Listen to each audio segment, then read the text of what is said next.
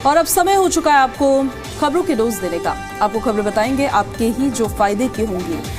खबर को खबर की तरह नहीं बल्कि एक बोलचाल के तरीके से और रेडियो और टीवी के एक गजब कॉम्बिनेशन में आपको दिखाएंगे, एक अनोखे लहजे में, एक अलग अंदाज में, जहां आपको खबरें सुनाएंगे भी और खबरें दिखाएंगे भी। आप ही की गलियों से लेकर आपके दिन भर की कहानी होगी, पल पल की हलचल के साथ। यहाँ पर हर खबर आपके मतलब की होगी।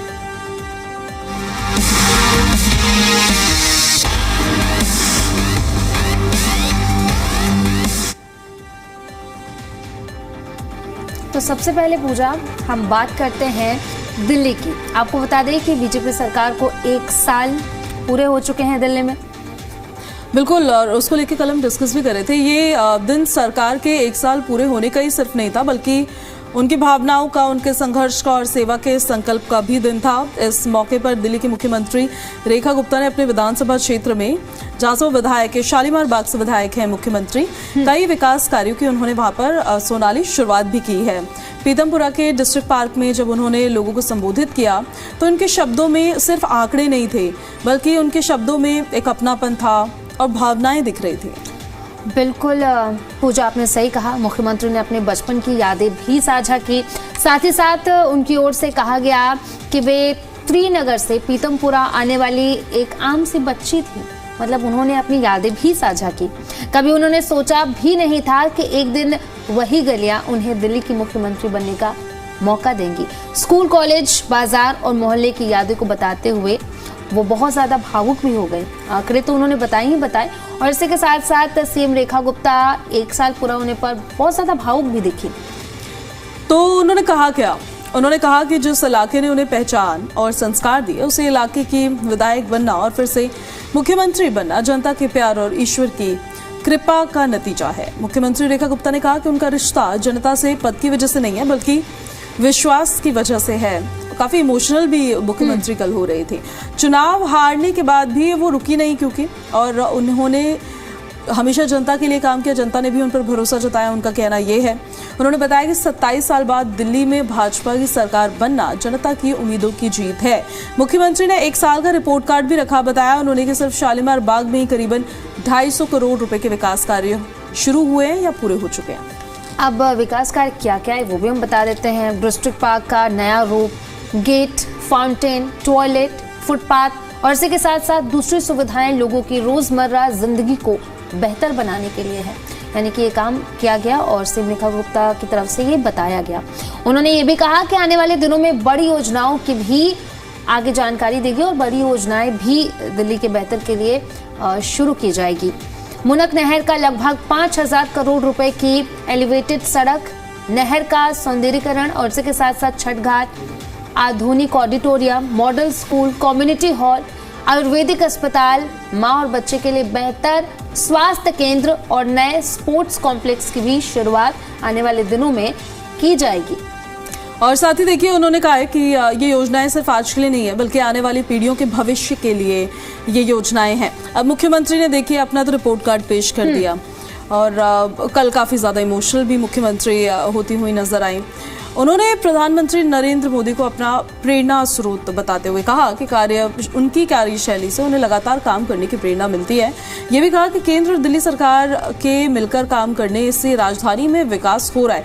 और देखिए, वो कहीं ना सोनाली, ये दिल्ली की पब्लिक एक्सपेक्ट भी करती है कि अब क्योंकि दिल्ली में जितने भी इंजन की सरकार चल रही है, ऑलमोस्ट 4 इंजन की सरकार चल रही है, तो उसमें हर जगह बीजेपी है, तो ऐसे में कोई अड़चन नहीं आनी चाहिए। पहले जब आम आदमी पार्टी की सरकार दिल्ली में चलती थी तो तब ये कहा जाता था कि वो मैनेज नहीं हो पा रहा है, आपस में बैलेंस आउट नहीं हो पा रहा है, एक सेम पेज पर नहीं आ पा रहा है। लेकिन अब वो प्रॉब्लम नहीं है, क्योंकि अब एक ही पार्टी की सरकार है, तो आप सेम पेज पर है। और दिल्ली की पब्लिक फिर ये एक्सपेक्ट करती है कि उनके जो इश्यूज हैं उनको जल्दी से जल्दी रिजॉल्व किया जाए, उनको ठीक किया जाए। कुछ में वक्त लगेगा, लेकिन उसके लिए भी दिल्ली की पब्लिक को विजन दिखना बेहद जरूरी है। तो मुख्यमंत्री ने कल देखिए 1 साल का अपना रिपोर्ट कार्ड रखा। उन्होंने बताया कि सरकार ने क्या क्या काम किए हैं अभी तक, सरकार का क्या विजन है आगे के लिए, और वही सब बताते हुए सीएम इमोशनल भी कहीं ना कहीं होती हुई नजर आई है। तो बीजेपी के 1 साल तो पूरे हो गए, अब 4 साल बच गए हैं। 4 साल में अब देखिए दिल्ली का कायाकल्प कितना होता है, ये देखना होगा। हालांकि हम तो ऑप्टिमिस्टिक सोच के साथ यही होप कर रहे हैं कि दिल्ली में जो इश्यूज है वो सारे के सारे रिजॉल्व हो जाए। इश्यूज तो वैसे पूजा बहुत है अभी भी प्रदूषण को लेकर के। जैसे पिछले दिनों में हाल देखा कि आप इश्यूज रिजॉल्व भी कहाँ हुए अभी? 500 तक देखा गया किस तरीके से AQI पहुंच गया। सड़क है, गड्ढे हैं, पानी की किल्लत जो सबसे ज्यादा गर्मियों में होती है। कई ऐसे इलाके हैं जहाँ पर लोगों को पानी खरीद कर पीना होता है। और साथ ही साथ जब बारिश होती है तो देखने को मिलता है कि दिल्ली की गलियां पानी से, नदी नाले ऐसे लगता है किसी नदी में आ गए, किसी झीलों के शहर में हम आ गए, हम ऐसा फील होता है। गंदे पानी, गंदे झील के शहर में, झील के शहर में तो ऐसा प्रतीत होता है। तो लगता है कि इन सारी चीजों पे काम करना चाहिए सरकार को अभी भी। बिल्कुल, ये तो वो चीजें है ना सोनाली जो हमें सामने से दिख रही हैं। बहुत सारे इश्यूज ऐसे भी है जो दिखते नहीं है लेकिन लोग परेशान होते हैं, वो बहुत ज्यादा हाईलाइट भी नहीं होते हैं। तो दिल्ली सरकार को उन तमाम इश्यूज पर काम करना चाहिए। और अभी 4 साल इनके पास और है। 4 साल में दिल्ली की पब्लिक यही एक्सपेक्ट करेगी बदलाव, क्योंकि 27 साल बाद यहाँ पर बीजेपी का सूखा खत्म हुआ था। तो एक्सपेक्टेशंस यही होंगी कि और बेहतर तरीके से काम दिल्ली में होता हुआ नजर आए। अब देखिए आगे बढ़ते हैं हम, और दिल्ली में विकास कार्यों को तेज करने के लिए सरकार ने एक बड़ा फैसला लिया है, वो जरा आपको बता देते हैं। दिल्ली नगर निगम यानी कि MCD आयुक्त के वित्तीय अधिकार जो हैं वो बढ़ाए गए हैं। इस फैसले के तहत MCD आयुक्त अपने स्तर पर 50 करोड़ रुपए तक की योजनाओं को और विकास कार्यों को मंजूरी दे सकता है। इससे पहले मेरे ख्याल से ये जो अमाउंट था वो 5 करोड़ के आसपास था, जिसे अब 50 करोड़ कर दिया गया है। इससे फाइलों की जो लंबी प्रक्रिया है ना वो खत्म होगी और काम सीधे जमीन पर जल्दी शुरू हो पाएंगे। नहीं तो वो पहले स्थायी कमेटी के पास जाता था, फिर वो कहीं और से मंजूर होता था, ऐसे ऐसे करके ये लंबा प्रोसेस चलता था। और कहीं ना कहीं इस प्रोसेस को जल्द से जल्द यानी कि इसमें तेजी लाने के लिए फैसला लिया गया है।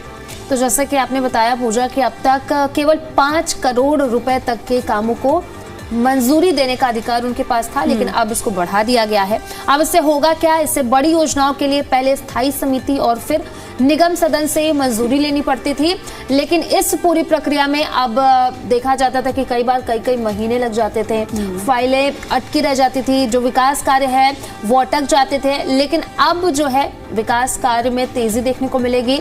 सरकार के इस नए फैसले से अब निर्णय लेने की प्रक्रिया तेज होगी। सड़कें, नालियां, सफाई व्यवस्था और इसी के साथ साथ जो दूसरी बुनियादी सुविधाएं हैं उससे जुड़े हुए काम जो है पूजा अच्छे से हो पाएंगे और जल्दी भी हो पाएंगे। तो सीएम ने कहा है कि दिल्ली के विकास के लिए स्थानीय निकायों को मजबूत बनाना सरकार की प्राथमिकता है और साफ ही किया है कि ये फैसला जनहित को ध्यान में रखते हुए लिया गया है। आम लोगों को समय पर सुविधाएं मिल सके और इस फैसले के बाद लंबे समय से लंबित पड़े कई प्रोजेक्ट्स को रफ्तार भी कहीं ना कहीं मिलेगी। नागरिकों को रोजमर्रा की समस्याओं से राहत मिलेगी और सरकारी संसाधनों का बेहतर उपयोग किया जाएगा। कुल मिलाकर सोनाली, MCD आयुक्त के अधिकार बढ़ाने का ये जो फैसला है सुशासन, तेज विकास और बेहतर नागरिक सुविधाओं की दिशा में एक बड़ा कदम माना जा रहा है।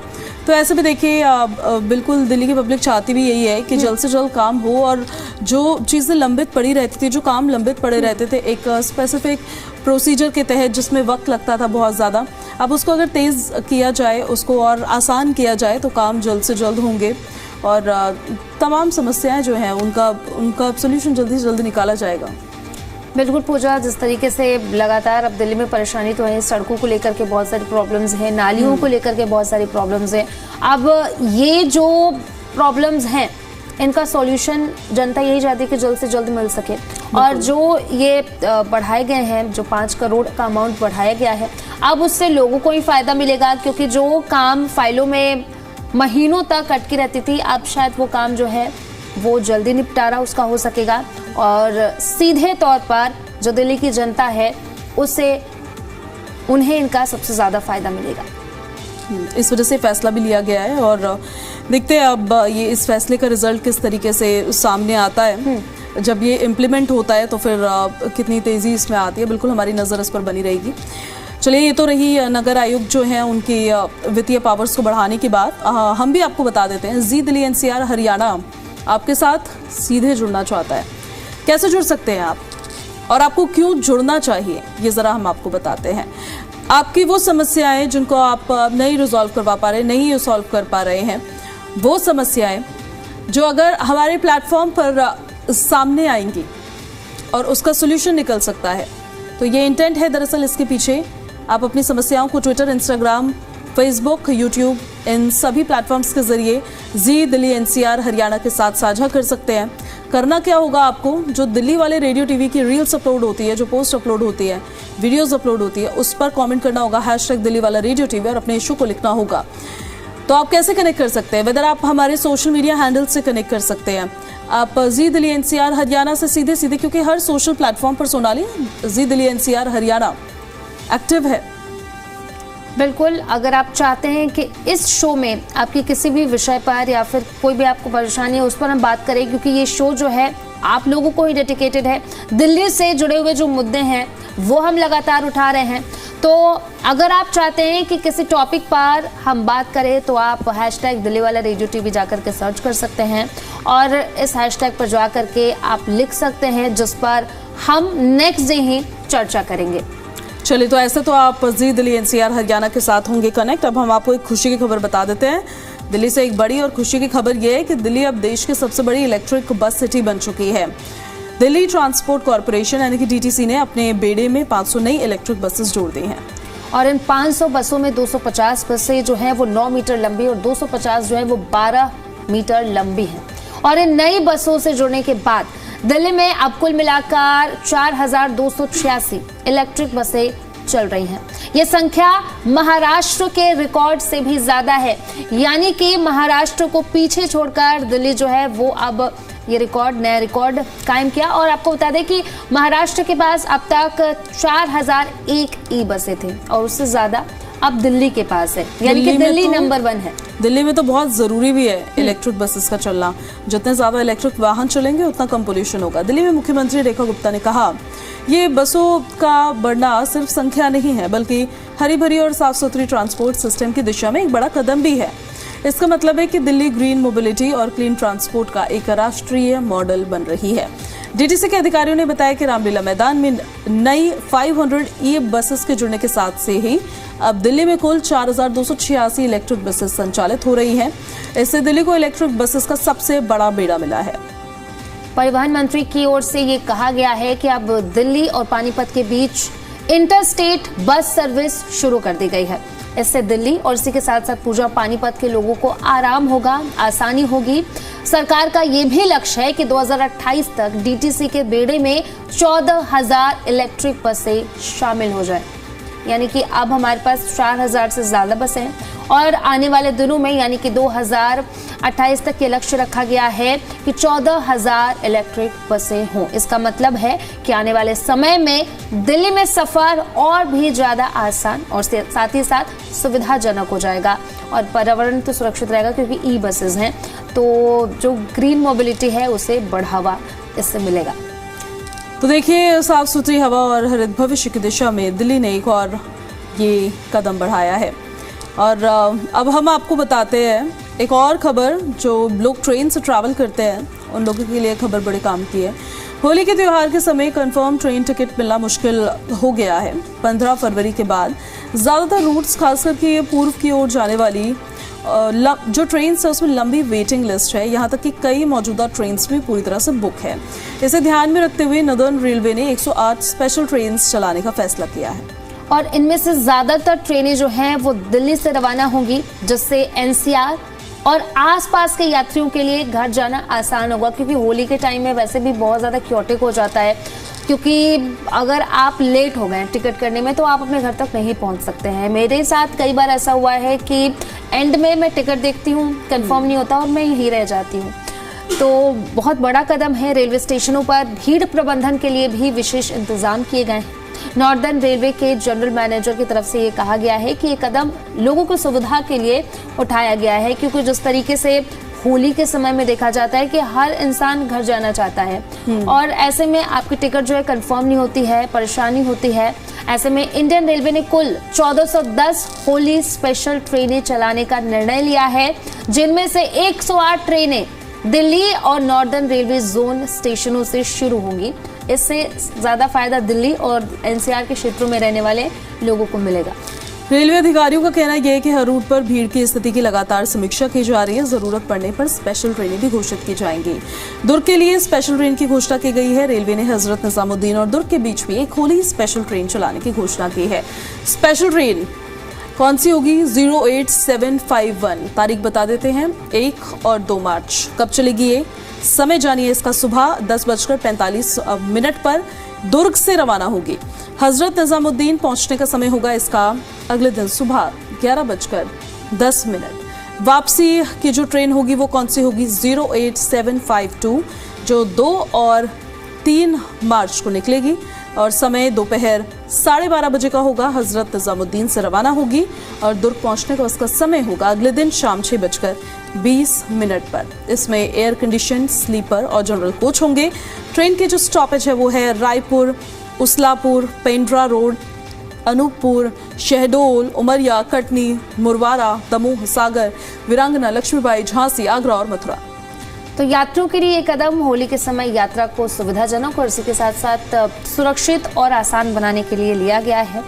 तो आप देखिए रेलवे की तरफ से तो ये बड़ा कदम उठाया गया है और ट्रेनें चलाई जा रही हैं, स्पेशल ट्रेनें, और इससे सबसे ज़्यादा फ़ायदा दिल्ली और एनसीआर में रहने वाले लोगों को मिलेगा। तो चलिए अब इसी के साथ पूजा खबरों में आगे बढ़ते हैं और अब बताते हैं काम की खबर। और ये आपकी काम की खबर इसलिए है क्योंकि एनसीईआरटी असिस्टेंट प्रोफेसर भर्ती आ गई है। एनसीईआरटी में असिस्टेंट प्रोफेसर समेत कई पदों पर आवेदन की जो अंतिम तिथि है वो 20 फरवरी 2026 है। तो अगर आप करियर बनाना चाहते हैं तो अभी www.ncert.nic.in पर जाएं और जाकर वहां पर अप्लाई कर सकते हैं। पात्रता भी बता देते हैं आपको। तो PhD प्लस 10 साल आपको अनुभव होनी चाहिए। इसके साथ मास्टर्स में 50% और नेट योग्यता होनी ज़रूरी है। वेतन आपको मिलेगा 37,000 से लेकर के 67,000 के बीच में प्रति माह। ये मिलेगा प्रोफेसर और जो एसोसिएट प्रोफेसर होंगे उनके पदों के लिए, और जो असिस्टेंट होंगे उनको मिलेगा 15,600 रुपये से 39,100 रुपये प्रति महीना। अगर आपको इस फॉर्म के लिए अप्लाई करना है तो आपको इसके लिए फीस भी देनी होगी। अगर आप सामान्य OBC या फिर EWS कैटेगरी से आते हैं तो आपको 1,000 रुपये फीस देनी होगी, लेकिन जो SC ST दिव्यांग है उनको फीस में छूट दी गई है, उनको नहीं देनी होगी। तो आसान स्टेप्स में आप अप्लाई कर सकते हैं, वो भी हम जरा आपको बताते हैं। ncert.nic.in पर आप जाएं, होम पेज पर जा करके आप क्लिक करें, जिसके बाद NCERT रिक्रूटमेंट 2026 चुनें, जिसके बाद आप जो भी डिटेल्स हैं वो भरें। इसी के साथ साथ जो भी आपके डॉक्यूमेंट्स अपलोड करने हैं वो अपलोड करें, फी जमा करें, प्रिंट निकाल लें और इसको मिस बिल्कुल भी मत कीजिए। लास्ट डेट है आई थिंक 20 फरवरी ना, तो आप 20 फरवरी लास्ट डेट, क्योंकि जब हम लास्ट डेट का इंतजार करते हैं और इंतजार करने में ही डेट निकल जाते हैं। कई बार मेरे साथ ऐसा हुआ है, पूजा के साथ भी ऐसा हुआ है, लेकिन आपके साथ ऐसा ना हो तो 20 फरवरी इस डेट को आप नोट कर लें और इस वैकेंसी के लिए आप अप्लाई कर सकते हैं। तो ये तो रही जॉब अपडेट और आपके काम की है। दरअसल अगर आप खुद अप्लाई कर सकते हैं, खुद इसके लिए एलिजिबल है तो जाकर अप्लाई करिए। आप किसी ऐसे व्यक्ति को जानते हैं जो इसके लिए अप्लाई कर सकता है तो आपको उनको भी बताना चाहिए ये।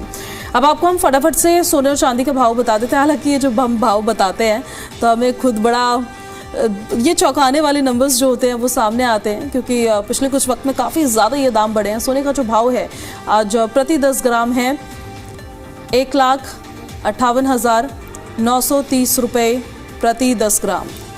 और वहीं अगर चांदी की कीमत की बात करें तो ये है 2,80,000 रुपये पर केजी के हिसाब से।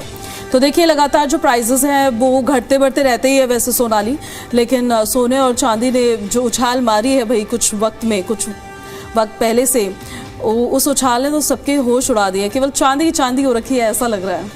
बिल्कुल, और लगातार मैं लंबे समय से सोच रही हूँ गोल्ड या फिर सिल्वर लेने का, लेकिन मैं ले नहीं पा रही हूँ क्योंकि बीच में देखने को मिला था चांदी 4 लाख तक और सोने की कीमत भी लगातार बढ़ रही है। वैसे में मैं सोच रही हूँ कि थोड़ा और इंतजार कर लेते हैं और शायद दर्शक भी सोच रहे होंगे कि थोड़ा इंतजार कर लेते हैं उसके बाद ही लेंगे। वैसे तो शादियों का सीजन शुरू हो चुका है पूजा, तो मुझे नहीं लगता कि दर्शक जो है वो इंतजार कर रहे होंगे। जिनके घर में शादी है वो तो जरूर लेंगे ही लेंगे। बिल्कुल सही कह रही हैं आप। और चलिए तो सोने चांदी के दाम रहे, अब हम आपको फटाफट फ्यूल प्राइसेस भी बता देते हैं आज के। पेट्रोल डीजल के दाम क्या है। अगर आपकी गाड़ी फ्यूल स्टेशन की ओर रुख करने वाली है तो रुक जाइए पहले और कीमतें जान लीजिए आज कितनी है कीमत। आज दिल्ली में पेट्रोल की कीमत 94.77 पर लीटर है, डीजल की कीमत 87.67 पर लीटर और CNG के दाम है 77.09 पर किलोग्राम।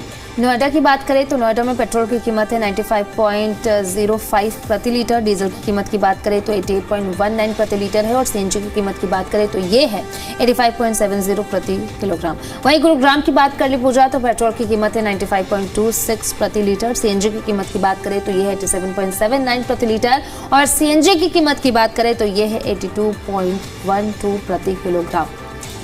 तो अगर आज आप फ्यूल भराने की सोच रहे हैं तो इन प्राइसेस को पहले आप देख लीजिए और फिर जाकर अपनी गाड़ी में फ्यूल भरवा सकते हैं आप।